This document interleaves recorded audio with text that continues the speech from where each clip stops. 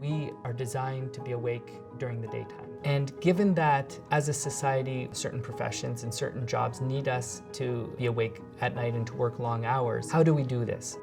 Let's think of another thing that humans do that we weren't predisposed to doing, and that's flying. We do that by understanding the physics of flight, by building systems that can be reliable, by following procedures to protect us when we're doing this very unnatural thing.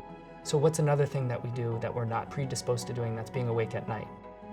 So how do we do that? Let's use science, let's use data, tools, approaches, and methodologies that allow us to do this reliably, given that we're functioning outside of our biological envelope. And so when we're working at night or working long days, we're building fatigue, and that fatigue is risk in any safety-sensitive task. What if we remove the fatigue? Do we avoid the incident?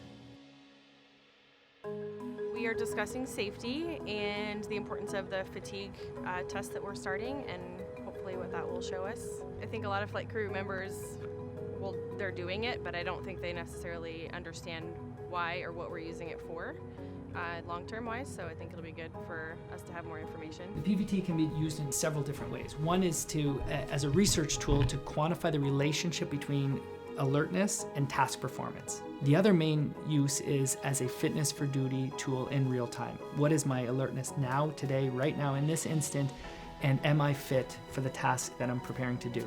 PVT measures long responses or errors of omission. That is, in an operational environment, an error of omission is I didn't see the brake lights, I didn't see the environmental signal, I missed a procedural step. The PVT will also measure impulsivity, that is false starts, an error of commission, something that we see in fatigue scenarios, and that's impulsive behavior. I pushed the button, but I didn't mean to push that button.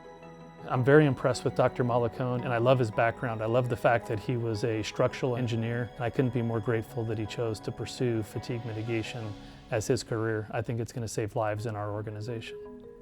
The fatigue risk management system will not work if our people don't believe in it well enough to follow it. Therefore, they have to have the confidence that the leadership that administers the program will not use it as a weapon. It will not be used punitively. PHI knows that safety programs cannot penalize people. Otherwise, they're not going to work.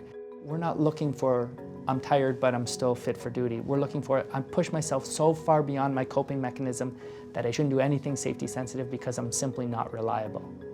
When we formed the working group, it was important to get the frontline employees in to get their opinions. It's one thing to have them validate the processes that we put out. It's another thing for them to help us create the policies and procedures because they're the experts in the field.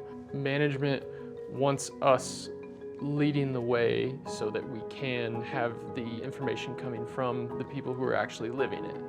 At the same time, we're teaching you principles of fatigue risk management and tools that are validated. You're teaching us operational factors that need to be considered to deploy and develop a successful program. In the fatigue risk management program, think of it as the toolbox. The members of the fatigue working group, they're going to help us put the tools in there that we would like our employees to use to deal with fatigue.